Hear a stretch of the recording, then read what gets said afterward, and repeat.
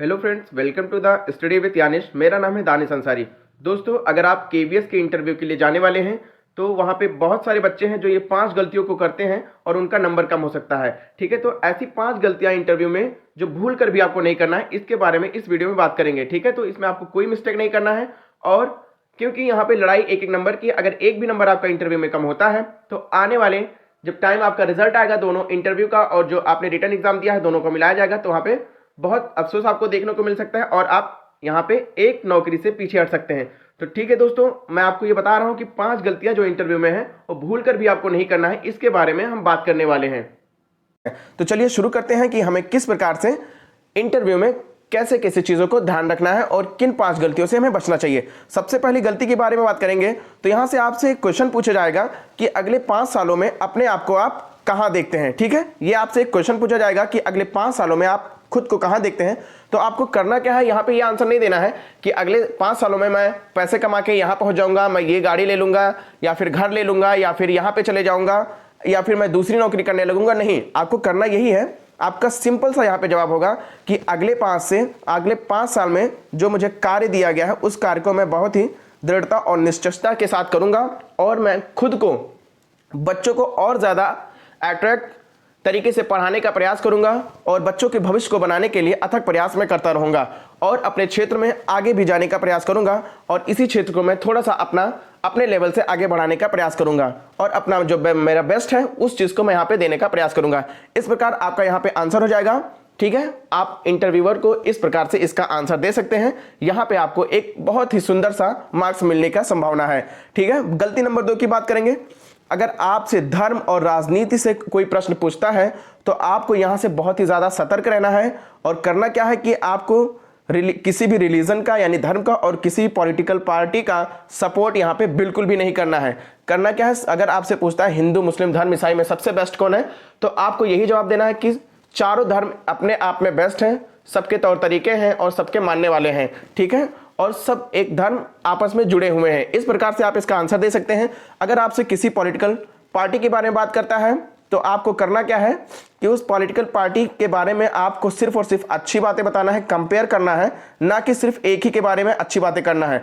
आपको 2 पार्टी के बारे में अगर पूछा जाएगा कि आप कांग्रेस या बीजेपी, इस प्रकार मैं एक क्वेश्चन कर रहा हूं कि अगर वो क्रॉस क्वेश्चन करते हैं कि दोनों में से बेस्ट कौन है, तो आपको करना क्या है, आपको कहना है कि दोनों अपने जगह पे बेस्ट हैं, दोनों ही देशों के लिए काम करे हैं और जो कांग्रेस है वो भी अपनी जगह पे बेस्ट है और बीजेपी है वो भी अपनी जगह पे बेस्ट है। ठीक है, ये किसी पार्टी के बारे में बात कर सकते हैं।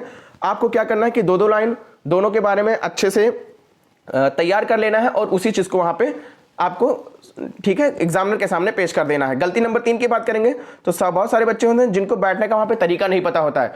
तो गलती नंबर 3 यानी अगर आप अच्छे तरीके से बैठेंगे नहीं सामने चेयर पे तो आपको वहां पे आपके मार्क्स कट सकते हैं। ठीक है, उसके बाद जो आई कॉन्टेक्ट आपका होता है और ओवर कॉन्फिडेंस होता है, इससे आपको बचकर रहना है। ठीक है, तो देखिए सबसे पहले बैठने की अगर बात करेंगे तो आपको ऐसा सर झुका के बिल्कुल भी नहीं बैठना है और ये जो पोर्शन होता है इसको राउंड में नहीं रखना है। ये आपका चेयर से एकदम ऐसे पीछे होना चाहिए, इस प्रकार होना चाहिए और जो आपका हेड है ये सामने की तरफ ऐसा नजर होना चाहिए। ठीक है, इतनी बातें क्लियर हुई तो ये बैठने का पोर्शन आपका सही हो गया। इसके बाद बात करेंगे आई कॉन्टेक्ट की। एग्जामिनर जब भी आपसे क्वेश्चन करेगा तो आपको ये नहीं करना है कि आपको नजर चुराना है, नजर बिल्कुल भी नहीं चुराना है। ठीक है, नजर नहीं चुराना है आपको और उसके आंखों में आंखें डाल के एकदम सामने से उससे बातें करनी है और जो भी क्वेश्चन पूछ रहा है तो आप बिना इधर उधर सर किए उसके आंखों में आंखें देख के सामने उसके चेहरे पे एग्जामिनर के आप उसका प्रश्न का जवाब दीजिए और बहुत ही अच्छे मार्क्स यहाँ पे मिल सकते हैं। बहुत सारे बच्चे होते हैं जो नजर चुराने लगते हैं, जो बिल्कुल भी उनको नहीं करना चाहिए। इससे होता क्या है कि उनके जो मार्क्स होते हैं वो कम हो जाते हैं। ठीक है, ये स्क्रीन पे आपके कुछ चीजें दिख रही होंगी, ये बिल्कुल भी चीजें नहीं करना है। देखिए हाथ का थोड़ा सा इनका मूवमेंट देख लीजिए कैसा कैसा है, इस प्रकार से आपको बिल्कुल भी वहां पे नहीं करना है। इससे क्या होगा कि आपको वहां पे नर्वस समझा जाएगा। जो बच्चे नर्वस होते हैं वही ऐसा करते हैं। ठीक है, जो बच्चे नर्वस होते हैं वही ऐसा करते हैं और इस प्रकार अगर आप कोई भी हरकत करते हैं तो वहां पे जो आपके मार्क्स हैं, आपके मार्क्स वहां पे कट जाएंगे और कम हो जाएंगे। अगर एक भी मार्क्स कम हुआ तो आप बहुत सारे बच्चों से पीछे हो जाएंगे। ठीक है, एक दूसरी चीज आपको यहां पे कॉन्फिडेंट रहना है। क्या रहना है? कॉन्फिडेंट रहना है। दूसरी चीज आपको यहां पे ओवर कॉन्फिडेंट नहीं रहना है, सिर्फ और सिर्फ आपको कॉन्फिडेंट रहना है, ओवर कॉन्फिडेंट बिल्कुल भी नहीं रहना है।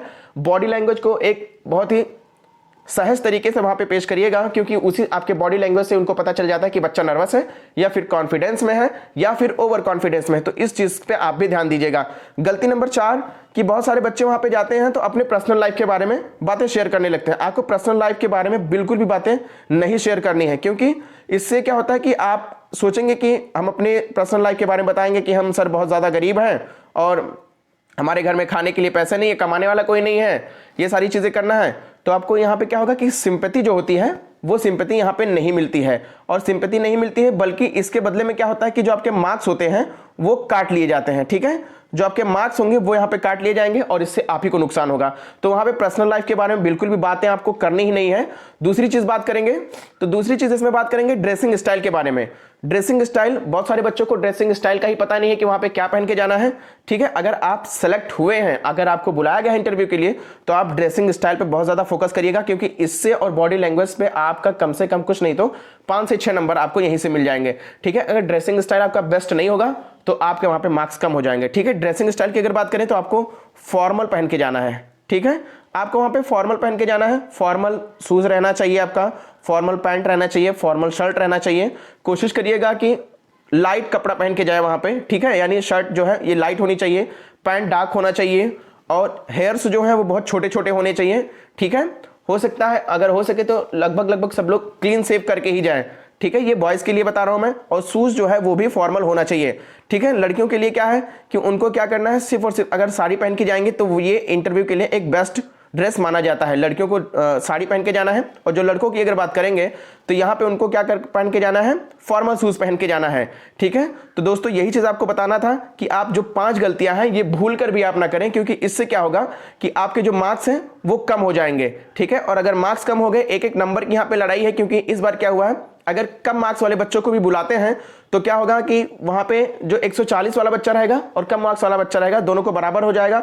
और अगर 1 नंबर भी अगर आपका कम हो गया और कम बच्चे का जो कम स्कोर किया है उसका अगर 1 नंबर बढ़ गया तो आप वहां पे बहुत ज्यादा पीछे हो जाएंगे। तो दोस्तों उम्मीद करता हूं ये वीडियो आपको पसंद आई होगी। इसी प्रकार से और वीडियो पाने के लिए हमारे इस चैनल को सब्सक्राइब कर लीजिए। दोस्तों अगर आपको ये वीडियो पसंद आया तो प्लीज लाइक करिए, बाकी दोस्तों तक शेयर करिए कि किस प्रकार उनको ये इन बातों का 5 गलतियों का ध्यान में रखना है कि इन 5 गलतियों को वहां पे नहीं करना है, क्योंकि इससे उनके मार्क्स कम हो जाएंगे। ठीक है दोस्तों, मिलते हैं अगले क्लास में, तब तक के लिए जय हिंद।